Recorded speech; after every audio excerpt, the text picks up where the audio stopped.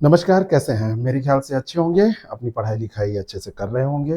Health education officer सामाजिक विज्ञान का पोर्शन 150 में 100 सवाल यहीं से आने हैं और इस पोर्शन का पहली बार इंट्रोड्यूस होना और कुछ अता पता नहीं है कि कहाँ से पढ़ना है, कैसे पढ़ना है।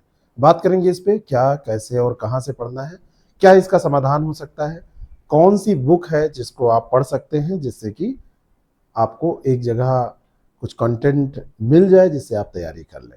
सबसे पहले तो हम बात करते हैं कि जो ये टॉपिक हैं, जो सोशियोलॉजी है, एंथ्रोपोलॉजी है, इकोनॉमिक्स है, हिस्ट्री है, एजुकेशन है ना, ज्योग्राफी है, साइकोलॉजी है और इसमें एक सामाजिक मनोविज्ञान भी है, सोशल आपका साइकोलॉजी इसके अंतर्गत शामिल है। तो इन सब टॉपिक्स को पढ़ने के लिए सबसे पहले तो हम ये देखने की कोशिश करेंगे कि इसमें क्या क्या है। जैसे आप देखेंगे कि ये पूरा जो सिलेबस है, सबसे मुख्य बात इसकी ये है कि इसको आपको हेल्थ की दृष्टि से, चिकित्सा की दृष्टि से पढ़ना है, चिकित्सीय दृष्टिकोण से पढ़ना है। और आप यहाँ पर ये भी बात आती है कि चिकित्सीय दृष्टिकोण से पढ़ना है तो इसमें क्यों रखा गया। तो बात आती है कि जो वास्तव में आप मेडिकल के बारे में जानते हैं, आप कहते हैं कि स्वास्थ्य जो केवल एक मेडिकल स्थिति है वो गलत हो जाएगा। मेडिकल स्थिति वो केवल नहीं है, वो सामाजिक, आर्थिक, राजनीतिक कारकों पर निर्भर करती है। तो इस दृष्टि से आपको इन विषयों का अध्ययन करना है।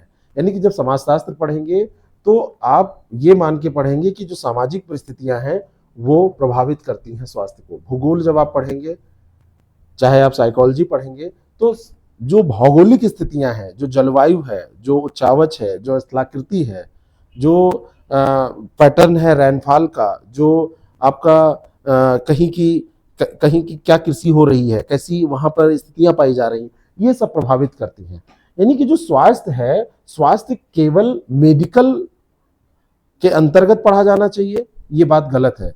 तो आपको इस विचारधारा से परे जाके पढ़ना है। उस पर व्यक्तिगत व्यवहार, समाज और संस्कृति और प्रणाली और पर्यावरण का असर पड़ता है कि नहीं पड़ता है। तो पाठ्यक्रम का उद्देश्य यह है कि एचईओ को यह समझाना होगा कि गरीबी, भौगोलिक स्थिति और सरकारी नीतियां जो है वो मानव स्वास्थ्य को किस तरीके से प्रभावित करती हैं। 8 जो ये स्तंभ आपके सामने हैं, इनमें समाजशास्त्र, मानव विज्ञान, मनोविज्ञान और सामाजिक मनोविज्ञान, और साथ में जो, अच्छा चलिए इन पे बात कर लेते हैं। ये बिल्कुल नए हैं, कभी आप इसके बारे में जीएस में नहीं सोचे समझे होंगे, कभी नहीं पढ़े होंगे। ये बिल्कुल अलग है, ये जीएस का पार्ट नहीं रहते हैं सामान्यतः। एक आध सवाल कहीं से मिला जुला पूछ लिया जाए तो वो अलग बात है। लेकिन यहां पर भी जो भूगोल है, ये भूगोल भी आपने नहीं पढ़ा है जीएस में, ये बात समझिएगा। कुछ लोग हमसे कांटेक्ट करके पूछते हैं कि जरा ये बताइए कि भूगोल तो वही जो हमने पढ़ा है वही पढ़ लेंगे, इन 4 सब्जेक्ट का कुछ आपके पास है? भूगोल भी उसमें है, कुछ अर्थव्यवस्था में जैसे विकास सूचकांक है, जनसांख्यिकी है, स्वास्थ्य और संरचना है, इसको भी आपने जीएस में नहीं पढ़ा होगा। कुछ रिपोर्ट्स आपने बेशक देखी होंगी, आपने चीज़ों को पढ़ा लिखा होगा, लेकिन इस नज़रिए से, इस पर्सपेक्टिव से नहीं पढ़ा है, तो उनको भी आपको तैयार करना पड़ेगा, उनको भी पढ़ना पड़ेगा। राजनीति विज्ञान और इतिहास, ये जो है ये आपकी जीएस की तरह कॉमन है, लेकिन थोड़ा सा सिलेबस यहाँ अलग है। द्वितीय विश्व युद्ध को यहाँ से जोड़ा गया क्योंकि द्वितीय विश्व युद्ध के बाद में जो रोगों को देखने का नजरिया था वो बदल गया था। केवल एक्यूट डिजीज पे न रह के क्रॉनिक डिजीज पर लोग गए। अध्ययन का जो दायरा था वो सीमित नहीं रह गया, वो बढ़ गया था, काफी उसको बढ़ा के देखा जाने लगा। जो अवसाद की स्थिति थी, जो मानसिक आघात पहुंचता है द्वितीय विश्व युद्ध के बाद, जो अपने साथियों को सैनिकों ने खोया था, उस अकेलेपन को कैसे दूर किया जाए, ये अध्ययन शामिल हुआ। तो इतिहास का योगदान हो जाता है और ये सीधे समाजशास्त्र से, मानव विज्ञान, मनोविज्ञान और सामाजिक मनोविज्ञान से सीधा संपर्क स्थापित कर लेता है। ये विषय कोरिलेट हो जाता है। यहां पर राजनीति विज्ञान आप सोचेंगे क्यों दिया गया है, इसको समझिएगा। कोई भी इम्प्लीमेंटेशन जब होता है, कोई भी नियम बनता है, कोई कानून बनता है, तो उसके लिए आपको पॉलिटी में जाना पड़ता है। कोई भी कानून जब इम्प्लीमेंट होगा तो प्रशासन उसको देखेगा। अब प्रशासनिक दृष्टिकोण से प्रशासनिक महकमा कितना ज्यादा महत्वपूर्ण होता है, कितना इंपॉर्टेंट होता है, आप समझ सकते हैं इसको। तो इसलिए इसको यहां पर रखा गया है। पंचायती राज व्यवस्था जो बॉटम लाइन है आपकी, बिल्कुल निचले स्तर का, वहां पर क्रियान्वयन करना कितना मुश्किल है और कितना कैसे उसको किया जाता है, ये यहां पर आप समझेंगे।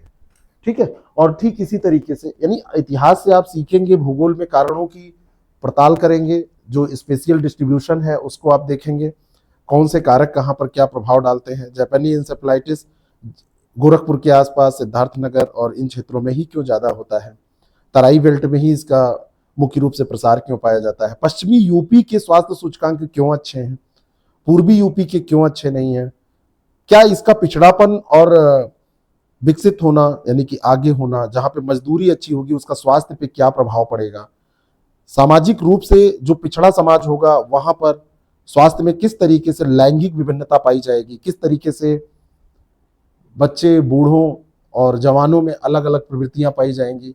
केस स्टडी भी आपको करनी पड़ेगी, कौन कौन सी केस स्टडी की गई और उस पर, मान लीजिए कि टीबी की बात आप कर रहे हैं, तो टीबी का इलाज समान रूप से किया जाए, लेकिन एक जगह पोषण बढ़ा दिया जाए और दूसरी जगह पोषण सामान्य रखा जाए, तो उसका क्या असर पड़ेगा, किस तरीके से चीजें प्रभाव डालती हैं, ये चीजें आपको पढ़नी है। और ये सब सब्जेक्ट को मिलाकर कोरिलेट करके आपको इसको समझना पड़ेगा। अब बात आती है कि इसको फिर पढ़ें कहां से। मान लीजिए कि आपने समाजशास्त्र उठाया, तो सैद्धांतिक आयाम भी आपको देखने होंगे। कुछ लोग कहते हैं कि थिंकर्स के बारे में पढ़ना है, क्या उस पर भी सवाल आएंगे? तो सवाल डायरेक्टली थिंकर से पूछने का तो कोई औचित्य नहीं है, लेकिन संघर्षवाद का सिद्धांत किस विचारधारा से प्रभावित है? मार्क्सवादी विचारधारा से। प्रकार्यात्मक सिद्धांत किसने दिया था? उस सिद्धांत का मूल उद्देश्य क्या था? किस पुस्तक में कौन सी बात की गई थी? ये भले ही सिलेबस का पार्ट नहीं है, लेकिन इंपॉर्टेंट हो जाता है। जैसे कोई भी नीति आप पढ़ते हैं तो लगे लगे आप पढ़ते हैं कि इस नीति को किस सरकार के द्वारा इंप्लीमेंट किया गया, कौन सी सरकार ने यह नीति लागू की थी, नीति के अध्यक्ष, जो नीति बनी थी तो उसमें उस समिति के अध्यक्ष कौन थे, इसके बारे में आप ना चाहते हो, सिलेबस में नहीं होता है लेकिन पढ़ना पड़ता है। कहीं भी पूरे संविधान में डॉक्टर भीमराव अंबेडकर जी का नाम ऐसे नहीं लिखा हुआ, लेकिन संविधान पढ़ेंगे तो उनका नाम भी बिना लिए नहीं रह पाएंगे। तो इसलिए थिंकर्स इंपॉर्टेंट अपने आप हो जाएंगे। सामाजिक कारकों के बारे में आप पढ़ेंगे तो यहाँ पर डेटा के साथ आपको खेलना पड़ेगा, डेटाज आपको पढ़ने पड़ेंगे। यहाँ पर असमानताएं, बीमारी के दृष्टिकोण, समाधान, इन सारी चीजों को पढ़ेंगे तो जाहिर सी बात है कि कुछ समितियों के नाम आएंगे, गरीबी रेखा की बात आप करेंगे और आप आय की बात करेंगे, तो ये सारी चीजें न चाहते हुए भी आ ही जाएंगी। बीमार के प्रति सामाजिक पूर्वाग्रह और स्वास्थ्य असमानताओं पर यहां पर विशेष ध्यान आपको देना होगा। मानव विज्ञान क्यों जनजातीय, ग्रामीण और शहरी जनसंख्या में स्वास्थ्य को लेकर क्या भिन्नता पाई जाती है? क्या ग्रामीण जनसंख्या शहरी जनसंख्या की तरह स्वास्थ्य के प्रति जागरूक है? और क्या जो सुविधाएं हैं वो ग्रामीण जनसंख्या को शहरी जनसंख्या की भांति मिल पा रही हैं? और इस प्रश्न का जवाब आपको यहां पर मिलेगा।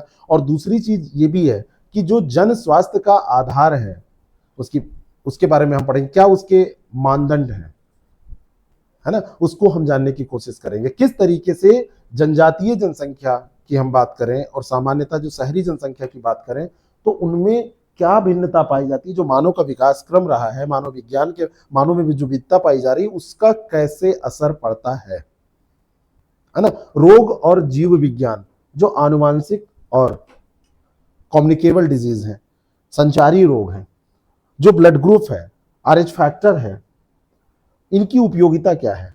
क्या रक्त समूहों के प्रकार से संचारी रोग के उन्मूलन का कोई संबंध है? क्या वैज्ञानिक प्रमाण है इसके कि कौन सा रोग किस प्रकार की जाति जनजाति में होगा, किस प्रकार की स्पीसीज में वो ज्यादा होगा? ये पैटर्न आपको पकड़ना पड़ेगा। सारे लोगों को एक ही तरीके की समस्याएं नहीं है, सबकी अलग अलग समस्याएं, तो इसका मूल कहीं ना कहीं इसमें छुपा हुआ है। मानव विकास क्रम जब हम देखेंगे, आगे बढ़ेंगे। मनोविज्ञान मस्तिष्क का विज्ञान है। अधिगम, स्मृति, विस्मरण, प्राचीन और नैमित्तिक अनुबंधन, बुद्धि की प्रवृत्ति, प्रकृति और सिद्धांत, अभिप्रेरणा और व्यक्तित्व। और इस समय जो मादक द्रव्य व्यसन, वृद्धों की समस्याएं, अवसाद, तनाव, स्वास्थ्य, जो समकालीन मुद्दे हैं, ये बहुत इंपॉर्टेंट हो जाएंगे। यहां से जड़ है तो ये उसमें दिखने वाली चीज है। जड़ अगर यहां पर है तो ये दिखने वाली चीज है। तो जो भी कंडीशनिंग है और आधुनिक मानसिक स्वास्थ्य चुनौतियां हैं, उनके बीच क्या संबंध है? इन चीजों को आपको समझना पड़ेगा, देखना पड़ेगा। और इन सारी चीजों को देखते हुए सामाजिक मनोविज्ञान व्यवहार और समाज की बात करता है, मूल्य और मनोवृत्ति की बात करता है। ये संप्रेषण अंतःक्रिया के बारे में भी आपको पढ़ना पड़ेगा, सामाजिक अंतःक्रियाएं और अंतः वैयक्तिक जो आकर्षण है वो किस तरीके से चीजों को प्रभावित करता है। और सामुदायिक जो स्वास्थ्य की हम बात करते हैं, तो सामुदायिक स्वास्थ्य की भूमिका क्या है, काउंसलिंग की क्या भूमिका है, रोगों के प्रकार क्या हैं, कौन से रोग दवाई देने से ज्यादा अगर सपोर्ट किया जाए तो सही हो जाएंगे, ये समस्या। कैसे अवसादग्रस्त व्यक्ति को उसके अवसाद से बाहर लाया जाए, ये समस्या है, इसका समाधान आपको खोजना पड़ेगा। और फिर जब आप आएंगे मानव और समाज का जब अंतर संबंध इस तरीके से करेंगे, तो समाज शास्त्र, मानव विज्ञान और सामाजिक मनोविज्ञान और मनोविज्ञान, इन सब को मिलाकर जो कॉमन चीज होगी वो होगी सांख्यिकी और विविधता, मानसिक और सामुदायिक स्वास्थ्य और सामाजिक पूर्वाग्रह और व्यवहार। क्योंकि ये कोई अलग नहीं, ये एक दूसरे से ओवरलैप होने वाली चीजें हैं, इसको स्मार्टली पढ़ना पड़ेगा आपको। अब आप कहेंगे कौन सी किताब में ऐसा दिया, कोई किताब नहीं है, देयर इज नो बुक जिसमें आपको कंप्लीटली ऐसा सिलेबस मिल जाए। आपको इसको छांट के पढ़ना होगा, लेकिन आप छांटने बैठेंगे तो आपको दिक्कत होगी। इसका सोल्यूशन मैं अभी लास्ट में बताऊंगा, इसलिए आप लास्ट तक वीडियो में बने रहिए, ठीक है। हमने सोल्यूशन इसका खोजा है, अलग अलग आप अगर इसको रटेंगे तो दिक्कत होगी। ओवरलैपिंग जो टॉपिक्स हैं उनको इंटीग्रेट करके आप एक नोट्स तैयार करेंगे। आप एक नोट्स जो तैयार किया गया है उसको पढ़ेंगे तो काफी कुछ आपके समझ में आएगा, आपके लिए आसान हो जाएगा, ठीक है। राजनीति विज्ञान, संविधान, प्रस्तावना, मौलिक अधिकार है ना, स्वस्थ रहने का अधिकार, स्वच्छ जल का अधिकार, अच्छे पर्यावरण में रहने का अधिकार है कि नहीं है। मौलिक कर्तव्य भी आपको पढ़ने पड़ेंगे, संस्थाएं, क्योंकि इम्प्लीमेंटेशन इन्हीं के द्वारा होगा, और स्थानीय सुशासन की क्या भूमिका है, जो पब्लिक पॉलिसी है, और नागरिक समाज है, गैर सरकारी संगठन है, नागरिक समाज की क्या भूमिका है। बहुत सारी चीजें होती हैं जिनका मुद्दा जब उठाया जाता है उसके बाद सरकार उसमें एक्टिव होती है, उसमें न्यायपालिका का हस्तक्षेप होता है और चीजें सही होती हैं, ठीक है। तो नागरिकों के कर्तव्य हैं तो अधिकार भी है, अधिकार है तो कर्तव्य भी है, और दायित्व। हम डीपीएसपी की भी बात करेंगे ना, सोशल वेलफेयर की हम जब बात करते हैं तो डीपीएसपी की बात आ जाएगी। रामराज की बात आप कर रहे हैं ना, गांधीवादी दृष्टिकोण वहीं तो आपको दिखेगा। और भूगोल तो मैंने आपको बताया कि किसी भी रोग का जो भौगोलिक कारक है, किसी भी भौतिक, सामाजिक और आर्थिक कारक को कैसे आप मानव स्वास्थ्य से रिलेट करेंगे, ये चीज आपको यहाँ पढ़नी है। आपदाएं और पर्यावरण किस तरीके से, पर्यावरणीय अवनयन और प्राकृतिक आपदाओं का किस तरीके से प्रभाव पड़ता है, किस तरीके से मानव स्वास्थ्य को, मानव जीवन को, मानव कल्याण को, इसको कैसे प्रभावित करती हैं, ये चीज आपको पढ़नी पड़ेगी। रोगों का जो एक पैटर्न है, प्रतिरूप है, चाहे वो वर्ल्ड लेवल पर हो, चाहे भारत में हो, चाहे एपिडेमिक हो, चाहे पैंडेमिक हो, इनके बारे में आपको पढ़ना पड़ेगा। और जब आप कारण जान जाते हैं कि यहाँ पर यह पैटर्न पाया जा रहा है और इस तरीके से ये पैटर्न डेवलप हो रहा है, तो आपको समाधान करने में आसानी होती है। इसलिए सबसे पहले आपको कारण ढूंढना होगा। और संसाधन और खाद्य सुरक्षा की बात करें तो भूख और कुपोषण का जो भूगोल है, भारत की जो स्वास्थ्य देखभाल नियोजन की हम बात करते हैं, ये भी तभी आप बना पाएंगे जब आपके पास आंकड़े होंगे, आपको पता होगा कि कारण क्या है, किस क्षेत्र में पनप रहा है। आप टारगेटेड कहीं पर कोई योजना चालू करना चाह रहे हैं तो आंकड़े तो चाहिए आपको। वो आंकड़े जीआईएस से आएंगे, वो आंकड़े वहां के पैटर्न को देख के, वहां के सर्वे के द्वारा आएंगे, वहां पे चीजों को एनालाइज करके, वहां से लोगों की केस स्टडी करके, तब इसको आपको निकालना पड़ेगा। इतिहास से आप सीखते ही हैं कैसे पहले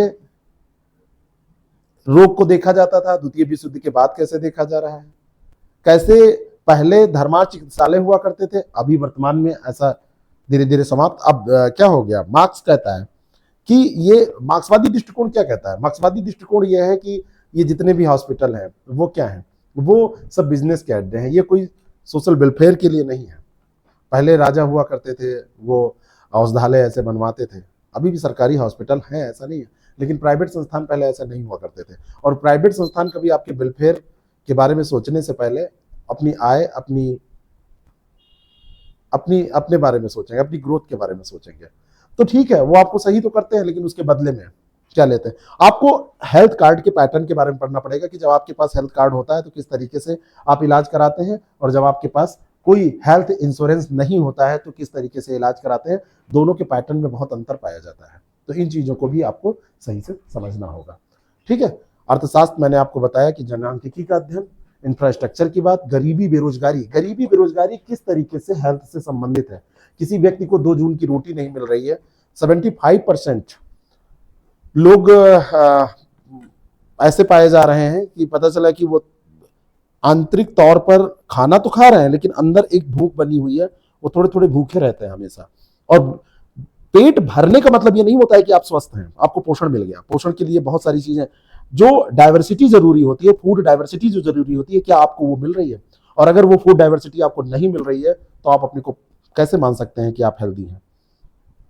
ठीक है, आप स्वस्थ हैं, आप कैसे मान सकते हैं? तो इन चीजों को आपको पढ़ना पड़ेगा। और एचडीआई तो इसका निचोड़ है, एसडीआई वैल्यू अगर कम आ रही है तो नीति आयोग क्या उस पर कर रहा है, ग्रामीण स्वास्थ्य कार्यबल क्या कर रहा है, सुविधा केंद्र स्थापित किया गया तो कितना सफल हुए, डिजिटल और मोबाइल स्वास्थ्य अवसंरचना जो है वो कितना काम कर रही है, ये सारी चीजें आपको पढ़नी पड़ेगी।